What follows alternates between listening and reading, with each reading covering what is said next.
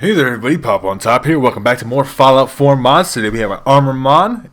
In case you really love the Brotherhood of Steel. This is the B-35C Heavy Brotherhood of Steel armor. And it looks real sweet. It looks like kind of like a shrunk down version of power armor that you can kind of put on yourself and just kind of be protected all the time. It looks real sweet. This is obviously customized a little bit. It is yellow for me. You can change its color up. We'll show that off in a little bit here at the armor workbench. You can customize it to your varying degrees, obviously, just like other armor, but also you can customize its color, customize the kind of display icon and stuff. But first and foremost, let's just look at the armor for what the armor is.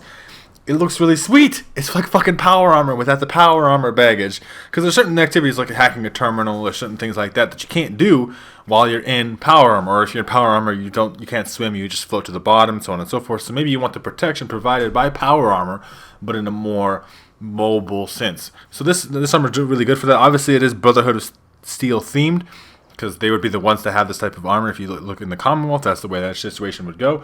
But it is almost kind of like a mixture between like really powerful combat armor and power armor, and it looks really sweet. I like the look of it a lot. Obviously, I like the color yellow, so I put mine yellow, but it does look really sweet, almost semi-robotic. There's clipping here. That's just for me, though. It could not be for you. It depends on how many bottom modifications you have on your particular game. I have a lot, so things like to clip for me because it doesn't exactly work out super well. But I will not clip if you have, let's say, no body modifications on, for example. But yeah, so it is yellow. But you can pick various other colors. We'll get into that in a little bit. You can obviously change its symbols up and stuff, but it looks real nice. It gives you radiation protection. Obviously, that mask, because it's got to have like this whole kind of like built-in gas mask thing on it. It's got a headlamp on it, just like power armor does. It's really sweet. It also, it provides quite a bit of defense. So let's take a look at it here real quick. We could take a look at our apparel. So obviously, my versions are all ultra light, so the weight's a little bit factored low. I always like to make all my modifications ultra light because I'm a big sneaky person. And obviously, it's polymer, so I've upgraded its defense, just like you normally would with armor. So it has really high defense, though. As you see, most of these pieces have really high defense, and or damage resistances anyway.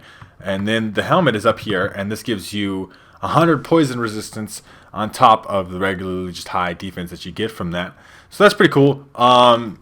It does work well. I mean, if we look at my overall stats, it's obviously buffed up a little bit. But yeah, I got a lot of resistances. Pretty tough cookie in this armor here. So we're going to go head over here, just down to Sanctuary Hills, and we're going to take a look at the armor workbench. You can kind of see the armor in motion. It looks real sweet. Kind of look like a Power Ranger in like some souped up armor, man. Just fucking rolling around the Commonwealth, ready to fuck some shit up. It definitely does fit the Brotherhood of Steel theme, though, because this is definitely the only faction that I would think that would equip this kind of armor. Railroad's not big on armor. Minutemen aren't really either. And the Institute has their own separate synth stuff. So we're at the armor workbench here. We can go down here.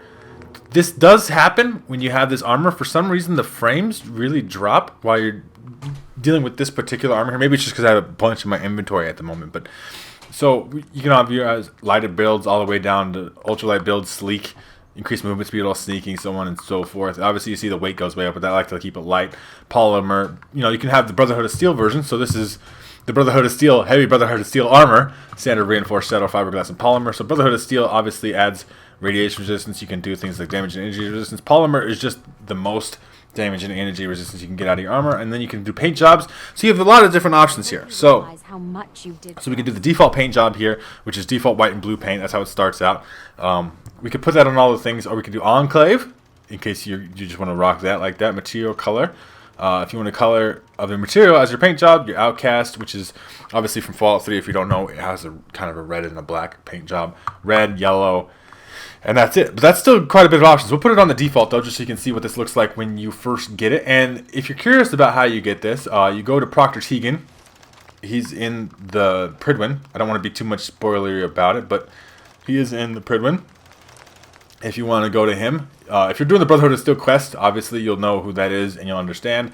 Otherwise, if you for some reason you can't do the Brotherhood of Steel quest, you can do other things. Also here, there's a decal on the chest piece, so you can do all different kinds of stuff. You can put an Enclave, a Gunner, Institute, Minutemen, Railroad, pretty much all the factions, including Outcasts. You could put a star on there. Vault-Tec decal. We'll just put Vault-Tec decal on there. Just rock kind of neutral with the Vault-Tec stuff. So let's take a look at it now. Actually, we got to change the helmet's color. I almost forgot. Let's change the helmet's color. As you see here, you can get bright headlamps on the helmet here too. Red Vault Boy headlamp. You can put a decal on that too. So let's just put our little Vault Boy our Vault Tech decal on there. And then we could change the paint job to default just to see what that looks like. You can kind of see what it looks like in the background there. A transformative visor. So you can also put like a white visor on here. We'll show this off in a little bit too. But so there's a lot of customization to this armor. That's the main point. So now our armor has got a bluish tint to it with a little bit of white trim. It looks nice. We got a white visor now. It doesn't actually affect you in first person. You still just see clear, but it covers up your face. You can't see your face in it. You look real sweet. You can change it to black. You can change it to various other colors, right? So let's just show off a little bit more colors. I like to be thorough when I do these types of things, especially with a mod like this where it has so much customization to it. It's really nice to be able to pick things up. So if we wanted to change the color, let's change it to Outcast because I really like their color pattern. And you can kind of see that in the background as I do this. But yeah, there is an option of getting the armor. Say that you can't technically access the Brotherhood of Steel for whatever reason. No spoilers here for me. But if you can't access the Brotherhood of Steel, there's another way to get this armor. And obviously, as you see, you can customize it to be not Brotherhood of Steel if you want to. You can obviously make it Enclave style, which would, the Brotherhood and the Enclave are kind of direct enemies. If you ever played Fallout 3, you would know that for sure. So let's just make this Outcast. We got the decal on them. We didn't even look at the decals, so we'll take a look at it in a second. But we can also change the helmet visor once again. This has a lot more, so you can change the headlamps to red and all this other stuff. We went through that, but you can also change the visor so we can make it black. Because I think the black's going to go a lot better with the Outcast paint job. See, that's red. I didn't change the helmet color, as you see. But it shows you can mix and match colors if you would like to do that. You can have some things be some colors and some things be others, right? You could have like a blue helmet with yellow boots and so on and so forth. You can do all that stuff, which is pretty cool. I like the level of customization here. It is definitely nice. So let's just make that the Outcast paint job, and then that'll fit in a little bit better. I like the uniformity of things. It's like a little bit of OCD in me, but yeah, this looks real nice. I like the color red, the black face visor, so you can't quite see through it. It's like I got tinted, man. You can't see through my face, motherfucker. It definitely gives the black and the red. It looks real nice. We can't see the decal though because it is black. That's unfortunate, but there's decals on there. You can change those up. Obviously, certain colors will cover up the decals. The armor looks real fucking sweet. Got the built-in abs in the armor. That's how you know it's really good armor. All those pouches. Who knows what the fuck you're carrying in them on your belt.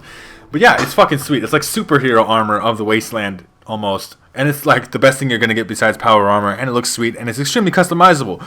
So if you would like to check out this mod for yourself, you make sure to check out the top link in the description. If you have enjoyed the video, I'd greatly appreciate it if you would like rating down below. If you're new to my channel, make sure to subscribe so you can check out more videos from me, including more Fallout 4 mods. I usually upload one of these every other day, and then Skyrim mods on the days that I'm not. So if you're interested in that, make sure you do subscribe.